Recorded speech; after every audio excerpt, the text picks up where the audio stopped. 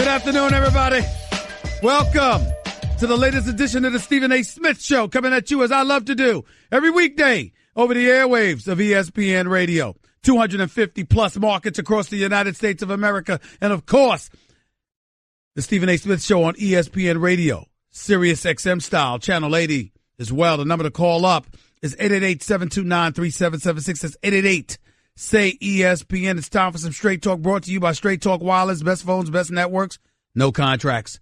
You know, I cannot believe the idiots out here, and I'm not talking about my contemporaries in the media because we got to report what we have to report. So if you got the media out there and the New England Patriots swearing that Tom Brady has hurt his right hand, that Tom Brady walking around a little slinky may not be ready, or he's not going to be 100%, he's not going to be ready for the AFC Championship game to go up against the Jacksonville Jaguars and that vaunted defense. Anybody who believes that nonsense, I got some swamp land in East Rutherford, New Jersey to sell to you. I mean, can we really spare me? I can't believe that I am compelled to start off my radio show by bringing up something that I don't even consider news. Because I got news for you. It's very simple to me, ladies and gentlemen. If Tom Brady was really hurt, do you think Bill Belichick would ever let us know? Do you think Bill Belichick would ever let the Jacksonville Jaguars know? I mean, it's just such an utterly ridiculous storyline that a five-time champion who's been to 7 Super Bowls, who's played through a myriad of nicks and knacks throughout his career, whose team obviously is in position for the 7th consecutive time. They are just 60 minutes away from a Super Bowl appearance. And I'm supposed to be worried that Tom Brady might have hurt his pinky. Really? Really? I mean, come on now. I don't have time for this nonsense. I'm obligated to report it. It is ESPN. It is the worldwide leader. This is the news that is circulating. And I guess we have to discuss it. See, this is the reason why I have suddenly politicked for knowing I will never get to be a commentator on Monday Night Football. This is the reason. Because see, I'm the type of person, I'd be the Jeff Van Gundy of Monday Night Football. I'd be going off like, please, why are we wasting time? Why are we wasting time with this non-story? I could be in a booth. I can see myself in a booth now with another color commentator and a play-by-play guy. Can we move on? Are we really supposed to take this seriously? That Tom Brady has hurt himself. He's hurt his hand. Oh, my Lord. Tom Brady's not going to be able to go. Oh, stop it. It's a waste of time. Now, me personally, I would prefer to elevate myself and be gifted enough where I would warrant comparisons to the late, great Howard Cosell, God rest his soul. But I ain't that damn lucky. And I digress from the bigger point. The bigger point is there's no story here. Tom Brady will be ready Sunday. The Jacksonville Jaguars, even with their elite defense, courtesy of Jalen Ramsey talking smack, their defense in Jacksonville might be in a little bit of trouble. Unless you're one of those people that believe what Max Kellerman believes, that, you know, Tom Coughlin, formerly of the New York Giants, now a VP with the Jacksonville Jaguars, will have this team ready, even though he ain't the damn coach. Believe what you want. Believe what you want. I would remind everybody that the Jacksonville Jaguars, with the vaunted number 2 overall defense, did surrender 35 points to the Pittsburgh Steelers last Sunday. I remind everybody about that. I know they scored 45. Or the Pittsburgh Steelers scored 42, rather. But 35 points legitimately were surrendered by Jacksonville's defense. I'd like to remind everybody of that reality, just in case you forgot. To make sure we get that out of the way. It's very important. Number to call up, as always, is 888-729-3776. That's 888-SAY-ESPN. Plus, you can catch me on my Twitter handle at Stephen A. Stephen A. Smith, rather. And, of course, on Facebook, it's Stephen A. as well. This is the one thing. You know, we talk about this, and we talk about Tom Brady and the New England Patriots. We need to talk about who's gone. We need to talk about the Pittsburgh Steelers, too. Because, see, news is circulating and percolating in the streets of New York City, in case y'all missed it. Todd Haley, the former offensive coordinator for the Pittsburgh Steelers, essentially unceremoniously dismissed yesterday by Mike Tomlin, is on the market. And because the Steelers had a top 3 offense, And I believe that Todd Haley, with all due respect, has been railroaded by Big Ben Roethlisberger, because if the quarterback wanted him to stay, Todd Haley would still be there as the offensive coordinator. Let's call it what it is. The quarterback coach is going to be elevated to the offensive coordinator, Mr. Randy Fichtner. He is a guy that gets along very, very well with Big Ben Roethlisberger. I'm sick and tired of hearing these damn stories. I'm sick and tired of these stories where there's some offensive coordinator that gets along so well with the quarterback, and as a result, they get elevated. Somebody gets elevated from a coordinator to a head coaching position, or from a positional coach to a coordinator's position, because they have great relationships. Damn the relationships. Do you produce? Todd Haley produced. If you're going to let him go, let him go. But I don't think all of these stories are fair to him, where we're hearing about his relationship or lack thereof, and how you wish that he had a better relationship with Big Ben Roethlisberger. Big Ben Roethlisberger got sacked less over the last 3 years than ever before. Ben Roethlisberger was prolific over the last few years than he ever was before. Antonio Brown had 5 consecutive 100 reception seasons under Todd Haley. The offense was ranked in the top 3 to 5 over the last 4 years. Now, I'm not trying to paint the man as a saint or anything like that. You give me a choice between him and Tomlin, I'm picking Tomlin all day, every day. Let's not lose perspective. But Todd Haley doesn't deserve to be excoriated like he was some bum that got in the way of the Steelers' success.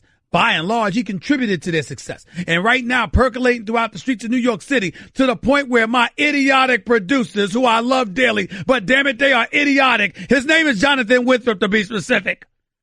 This dude is talking about how Todd Haley is a good choice to be the head coach. Let's pump the brakes on that. Because here's the reality. Todd Haley knows football. Todd Haley can be an offensive coordinator. Todd Haley is not a leader of men. That's where your problem lies. There is a difference between doing your job and being an overseer of men. There's a difference, especially in the NFL. And when it comes to the NFL, let's understand something incredibly, incredibly important. You cannot have somebody that's a bit eccentric, that can be cantankerous, even belligerent to some degree. You cannot have him as the head coach of New York City. He'll get eaten alive. He'll get eaten alive. You leaving notes on napkins at bars. You depart from bars with your pelvic jammed up because you might have slipped on stairs or got beat up because you were a little inebriated, depending on what stories you believe. You cannot have an offensive coordinator with a suspect background in terms of his relationships, or dare I say his behavior, being a head coach in New York City. It's a disaster waiting to happen. You got to be disciplined. You cannot go that route if you are New York. People are talking about that with the Giants and the Jets or whatever. Todd Bowles is coaching New York Jets. Should he consider Todd Haley as an offensive coordinator? Sure, I don't mind. But last time I checked, Todd Haley needs something to work with. And Josh McCown ain't no damn Big Ben Roethlisberger. And Anderson and Severin Jenkins and all of these boys, they ain't Antonio Brown. There's no Le'Veon Bell on this roster. Last time I checked, it was the likes of Matt Forte. No disrespect. So let's pump the brakes. And let's keep things in its proper perspective. Let's understand what this is. Todd Haley didn't deserve to be unceremoniously dismissed. Dismiss him, sure, but we don't need to be talking about him like he didn't do the job, because he did. That's number one. Number two, you want him in New York as an offensive coordinator? I'm all for that. Don't talk to me about him as a head coach. I want to hear it. And number three, can we stop with the bogus stories about Tom Brady being injured? If he were truly injured, Bill Belichick would lie about that.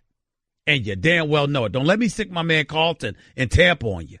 Don't let me do that. Bill Belichick would never tell the truth about that. Let's be very, very clear with that. 888-729-3776. 888-SAY-ESPN. By the way, I don't need to wait till Friday. I'm picking the New England Patriots to come out of the AFC. I'm picking the Philadelphia Eagles to beat the Vikings in the NFC Championship game Sunday night. And we can spend the next 2 days talking about just that. live right here on the Stephen A. Smith Show. That was Straight Talk Wireless, nationwide coverage on America's largest and most dependable 4G LTE networks. You are listening live to the Stephen A. Smith Show on ESPN Radio. Back with more and then some in a minute. Craving even more of Stephen A? Him of all people. For around-the-clock access to the man? I'm Stephen A. You can follow him on Twitter and Instagram at Stephen A. Smith and on Facebook at Stephen A. Welcome back to the Stephen A. Smith Show right here on ESPN Radio, coming at you as I love to do every weekday over the airwaves of ESPN Radio. Sirius XM, Channel 80, 250-plus markets across the United States of America. Check your local listings. And I'm quite sure you will find me. The number to call up as always is 888-729-3776. That's 888-SAY-ESPN. See, one of the reasons, it's just like people, look, I'm a native New Yorker. You know, I'm a transplant to L.A. too because I'm in L.A. a lot because I love the sunshine, the weather, the palm trees. Well, damn it, let me stop lying. I just love the scenery. It's la-la, okay? You don't see me looking to get to San Francisco, all right? Even though there's nice folks out there, but L.A. is just special. Let's just leave it at that. But I will tell you this. The interesting thing about just thinking about things, I'm from New York, and y'all got me praising Tom Brady. This is not what I enjoy doing. He plays for that other team, Foxborough, Massachusetts. Boston, Massachusetts is what he represents. I'm a New Yorker. I don't enjoy praising him, but I must be honest. 66,000 yards passing in his career. 66,000. 488 touchdowns, just 160 interceptions. A career quarterback rating of 97.6. This year, at age 40, 4,577 yards passing, 32 touchdowns, 8 interceptions, a 13-3 record. A candidate for league MVP on this. And oh, by the way, the man is 196-55 as a starting quarterback. And y'all are talking to me about Tom Brady? I mean, look, what do you want me to say? Tom Brady is sensational. Can we stop acting like we don't know? Can we stop acting like we don't know? He's that gifted. He's that gifted. And by the way, do y'all realize that with the exception of his injury in 2008 in the first game of the season, for the 2008 season, do y'all realize that the only games that Tom Brady has missed throughout his entire career since 2002 is the 4-game suspension he's received last year for Deflategate? The man doesn't miss games. He doesn't miss games. And y'all are telling me he hurt his hand handing the ball off to one of those runners in practice, that Tom Brady's going to miss the AFC Championship game? Or Tom Brady's in danger? Stop. Stop wasting my time. Y'all are almost wasting my time as much as these damn referees in the NBA are wasting my time. And I'll get to them in just a little while. Don't you worry about that. 888-729-3776 is 888-SAY-ESPN. Let's go to the phones. Brian and Callie, you're live with Stephen A. Talk to me. How's it going, Stephen A? Thanks for taking my call. All right, go ahead, man. You're absolutely right, man. It's pretty bogus on this injury to Tom Brady's hand, but I'm just curious to what you think. Do you think it's some type of angle that they're trying to take or trying to make? I mean, well, listen, against Jacksonville's defense and the way everybody's talking about it, listen, the bottom line is you just never know. It's entirely plausible. Bill Belichick will use every trick in the book. Teddy Bruschi came on my show, First Take on ESPN2 every weekday morning, 10 a.m. Eastern to 12 noon. Teddy Bruschi, a 3-time champion with the New England Patriots, came on the show and said when he played for Bill Belichick told the players all the time, make sure to spray the perfume. Spray the perfume. You know, just flood the opponents with compliments. Don't give them any bulletin board material whatsoever. Let them do that. You make sure you don't. Just be ready to play come Sunday. And look at what has happened. Look at how that's worked out for everybody that has played for Bill Belichick in New England. Right. One more thing. I really don't have faith in Blake Bortles because, he's not really shown up to be the quarterback that everybody thought he was going to be. He did last week, though. He did last week. Let's be honest, and let's be honest and fair and give credit where it's due. And by the way, my producer is telling me that Brady missed the whole season, with the exception of game 1 in 2008. Evidently, my own producer's not listening to me because I do believe I said that before I said he missed the 4 games last year. I said with the exception, Cat Pastor, my other producer, tell the truth. I said with the exception of the 1 game he played where he got injured in 2008, forcing him to miss the whole season. He's never missed a game other than the Flakegate since 2002. But my other producer apparently didn't hear that part. Jonathan Winthrop, you need to listen. Go ahead, Brian. Go ahead. There's absolutely no way he's missing the AFC Championship game. He's not going to miss it, and he's not going to underperform. Max Kellerman actually came on on First Take today, and this man sat up there and said with a straight face that Brady has more to prove than Blake Bortles, Nick Foles, or Case Keenum. Because the New England Patriots got rid of Garoppolo, and you're basically saying Brady's the man, so Brady's got to show up and produce. I'm like, please spare me. Not trying to hear that at all. Not trying to hear it at all. Appreciate the call, Brian. Thank you so much. I got distracted by the television for a second because apparently Scandal debuts tonight. The final season. I forgot. Olivia Pope, a.k.a. Kerry Washington. I totally forgot that the season. I thought the season debut was next week. It's tonight. I ain't missing Scandal tonight on ABC. Make sure y'all don't miss it either. Back to the calls. Omar, Connecticut, you're live with Stephen A. What's up? What's going on, Stephen A? I'm all right. Go ahead, man. Hey, don't you think the Tom Brady injury is more news than LeVar Ball's, than whatever's coming out of his mouth? You sound a bit muffled. I need you to step away from the mic a little bit so I can hear you clearly because I didn't understand your point. Don't you think that Tom Brady's injury is more news than whatever's coming out of LeVar Ball's mouth? Well, Tom injury, yeah, right now, sure. Why? Because I think LeVar Ball has never said anything that is true. Everything he says is a lie. Well, so what does that have to do with anything? We just thought Tom Brady, we just found out that he may have been injured 24 hours ago. What does that have to do with LeVar Ball? Because you're saying Tom Brady's injury is not a news. You shouldn't be covering it. Well, what I'm saying to you is that I think it's a lie. I think that, in other words, they're trying to sit up there and hoodwink folks and hopefully the Jacksonville Jaguars into believing that Tom Brady is considerably less than 100% so they can underestimate New England and slip up, and New England could take advantage of it from an opposition perspective. That's all I meant. So what's the difference between what LeVar Ball is doing? Well, LeVar Ball doesn't have to play. Tom Brady does. That would be the difference. I know you tried to be smart and slick, but you ain't on this level. You can't catch me off guard with that. Have a nice day. What do you mean what LeVar Ball has to do with that? LeVar Ball can talk all the junk he wants. Lonzo Ball has to cash those checks.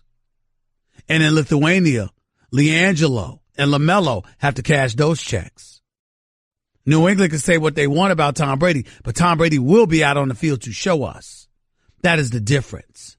Evidently, the brother in Connecticut couldn't understand that.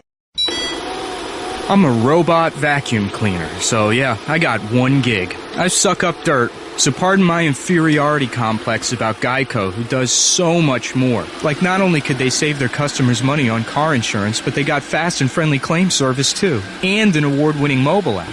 Plus access to licensed agents 24/7. Who am I kidding? I can't even do corners. Uh-oh, choking hazard. Popcorn kernels. Geico. Expect great savings and a whole lot more. You're listening to the Stephen A. Smith Show podcast. Let me say this about something that's really, really on my mind, and I'm really bothered about it in all seriousness. I was torturing myself, watching my favorite basketball team, the New York Knicks, lose yet another game last night. One of the things that really irked my nerves to no end was watching a referee I respect, who's done an outstanding job throughout his career as an NBA official. His name is Derek Stafford. And he issued a technical foul to Courtney Lee of the New York Knicks. Now, Courtney Lee of the New York Knicks, please understand something here. He's arguing with a player, okay? That's what he's doing.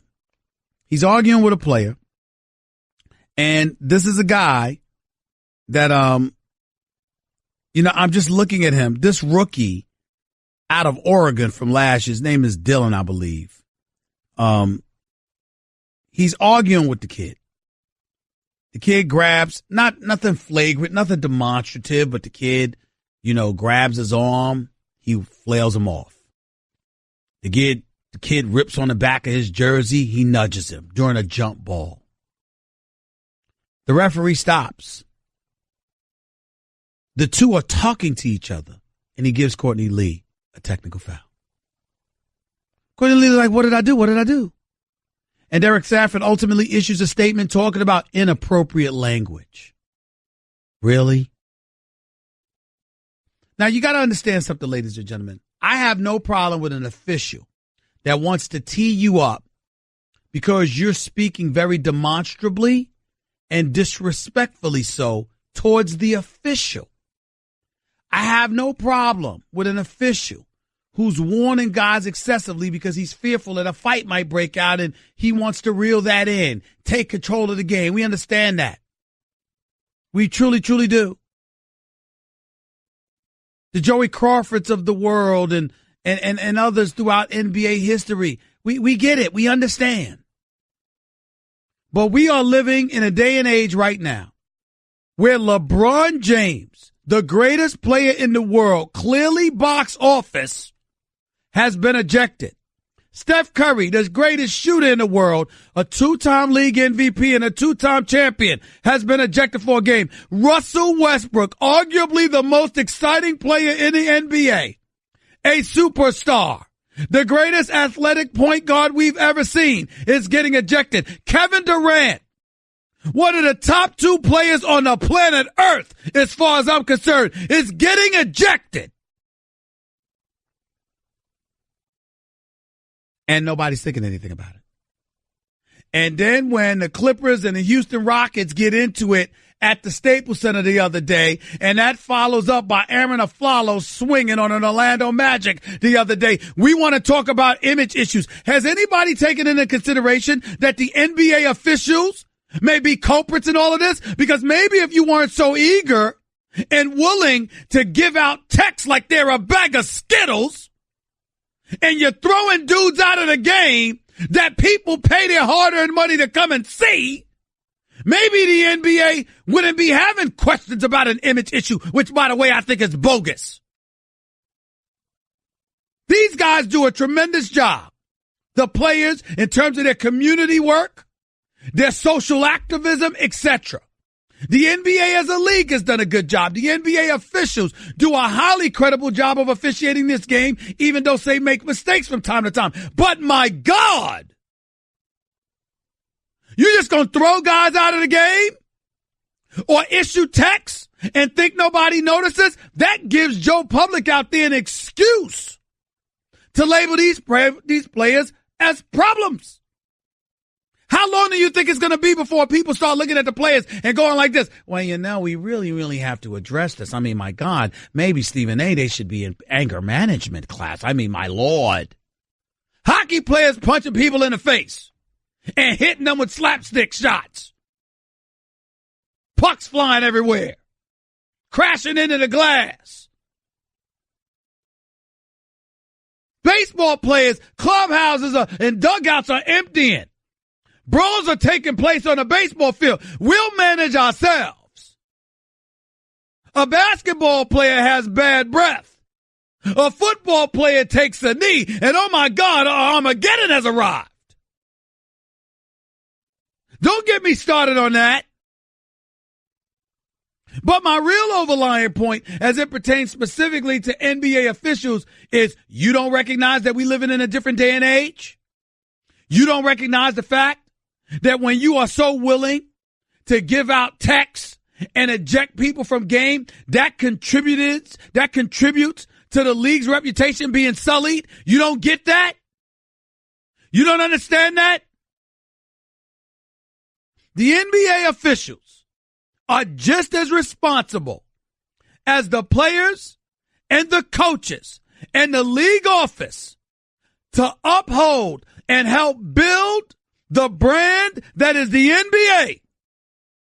You got a meeting coming up in Los Angeles with Michelle Roberts, the executive director of the NBA Players Association, with Chris Paul, the president of the association. And I don't give a damn about me getting on Chris Paul the other day about his leadership role and that stuff that took place in L.A. at the Staples Center. That's one incident. That doesn't take away from the character that this man has and how good of a person he is and how consummate of a professional he is and how great of a player he is. And Michelle Roberts is a good woman. So the NBA referees that want to sit down and talk to her and Chris Paul, God bless you. But you can't look at them and put it on the players to uphold the league and absolve yourself from responsibility and culpability in that regard. You have just as much of a responsibility to uphold the league. You ain't separate and apart from the league. If you are an official, you have an obligation, just like the players, to conduct yourself accordingly. What about when this guy, Courtney Kirkland, was butting heads with Sean Livingston? I watched that. Sean Livingston didn't instigate that headbutt scenario. That was Kirkland who did that. You're an official, for Christ's sakes. And as far as I'm concerned, nobody has said this, so I'm going to say this. These NBA officials are starting to get like the Major League Baseball officials, where you instigating and antagonizing players. It ain't right. We don't pay to see y'all. And I'm not saying they're always wrong, because that's irresponsible and false. What I'm saying is you don't have to be as excessive as you've been sometimes and so eager to give out texts and throw people out of games. It ain't right, and it contributes to the negative publicity that the league gets with its players, and it ain't right. You got an obligation to uphold the standard too. Somebody need to say it, so damn it, I did. NBA officials do not get a pass on this. You're listening to the Stephen A. Smith Show podcast. Let's go to my man Carlton in Tampa. You're live with Stephen A. Talk to me, buddy. How are you? Hey, I'm good. How are you doing today? I'm doing great. Thank you for calling. What's up? I want to talk referees, but I want to talk NFL referees. Okay, go ahead. Okay. The crew for the New England game was named for Sunday's New England game, and it's Okay. Clete Blakeman. Clete Blakeman has been the head ref of 6 New England games. New England is 2-4 when he's been on the field. So I think the NFL is hearing, the pressure of how the calls have gone 3-1 against the Patriots' opponents the last 4 games, and they're trying to assign somebody who might have an objective bone in their body to head up that referee group. But Tony Sterator is the back judge. He's good old Gene Sterator's older brother. And so I got to do some research on pass interference calls that he's called this year, because he's going to be the guy throwing the flag. Oh, Lord. You're doing your research to set the stage so when New England wins another game, another AFC championship game, you're going to point out how it's Bill Belichick. He won't stop. He won't stop cheating. That's where you're going, Carlton. The Jacksonville Jaguars were not called for a single defensive holding or pass interference call against the Steelers, even though Bouye and Ramsey were mugging the Steelers receivers. And I predict, Stephen A., they'll be called for at least 3 defensive holding or pass interference calls by Mr. Sterator there. We shall see. I like the idea that Clete Blakeman is the head ref, because he certainly hasn't been a Patriots favorite there, given that they've probably lost more when he's been the head ref than anybody else. One more point, Stephen A. Go ahead. The reason why Haley is gone, okay? The Steelers' 2 most important games this year. The game against the Patriots and, of course, the Jacksonville Jaguars. We know that botch call at the end. No question about that. Oh, they completely botched the end of the Patriots game, especially that 2-yard pass when they had 28 seconds to go and he tackled inbounds. And, of course, that led to the disastrous interception 1 play later. And of course, Haley had 6 or 7 minutes while they were reviewing the Jesse James call to get his offense aligned, what they were going to do on the next 3 plays, and he botched it. And then the 2 fourth down low percentage calls that they got stuffed both times in the playoff game. Somebody had to pay for that. Now I'm just wondering, when the heck is somebody on the defensive side going to pay for their wretched secondary? Because that's the next person that needs to. I don't think there's any question. I don't think there's any question about that. But I also don't think it was because of this play, a couple of botched plays this season. The fact is, Todd Haley had been here for 6 years. He walked into this season in the last year of his contract, and there was speculation long before those mistakes were made that the Steelers were going to make a change. And I think it had a lot to do with his relationship, particularly with Big Ben, and obviously. You listen, this is why Fichtner, has developed and cultivated a relationship with Big Ben to the point where they're going to take him from the quarterback coaching position and put him in as the offensive coordinator, primarily due to his great relationship with Big Ben. But you know what? Dirk Cutter had a great relationship with Jameis Winston to the point where they booted Lovie Smith out the door in Tampa, and look where that got them. Yeah. Well, Roethlisberger, I don't know if it was Roethlisberger pointed it out or the columnist that pointed it out, that he has been successful on 18 out of 19 one-yard quarterback sneaks in his life. Right. And he's saying, I don't know why we're not calling that darn thing. So obviously he had a problem with these darn play calls. Not only that, but at the end of the Patriots game. So somebody was going to have to pay for that. Because it doesn't matter if you have the best offense in the NFL, if at the critical moments in playoff games or the Super Bowl, you lose your mind like Pete Carroll did, not giving the ball to Marshawn Lynch 3 times from the half-yard line. So it doesn't really matter. You destroy the entire season if you can't keep your head in those moments. I got you. And the Steelers couldn't do it this year. Thanks a lot, buddy. I appreciate the call. All good points. No question about it. I agree with you on every single point that you made. No doubt. Let's go to Byron in Maine. You're live with Stephen A. Go ahead, Byron. Hi, Stephen A. Thanks for taking my call. Go ahead, buddy. I want to change the pace a little bit. My concern is not officiating, but your opinion I would like to get on the LeBron James-Michael Jordan comparison. You hear a lot of it all the time. What I would like to see done is the people that have the films of Michael playing through his years that are matching LeBron's age and his years right now. It doesn't matter to me. It doesn't matter to me. LeBron James, as a talent, is a freak of nature and a once-in-a-lifetime player. 6'9", 260, can handle the ball, can pass. His basketball IQ is off the charts. He's a physical specimen. He's reliable health-wise. All of those things are true. And I would still take Jordan any day of the week and twice on Sundays because LeBron did not have that killer instinct. He does not have a closer's mentality. He will produce for you. He will put up numbers. He will keep you competitive. All those things are true. But when it's really time to close the deal, that is not the person that I'm going to rely upon. And when I think about Michael Jordan, I see a closer. I see the greatest assassin that the game has ever known. No, he's not 260 pounds. No, he can't beat you the way LeBron James could beat you, but he can will you to victory. And for example, even with the troubles and the issues that the Cleveland Cavaliers are having this year, we heard the same thing from LeBron in the conference championship games. After they beat Boston, he was talking about he was so stressed he didn't even want to think about it. Why? Because of, look at how tough the Golden State Warriors are going to be. You didn't hear that from Michael Jordan. That's why he was 6-0 in the NBA Finals. Yeah, LeBron's talent is not into question. It's his mentality exactly during the games or at the end of games. Exactly. I never saw Michael not play with intensity.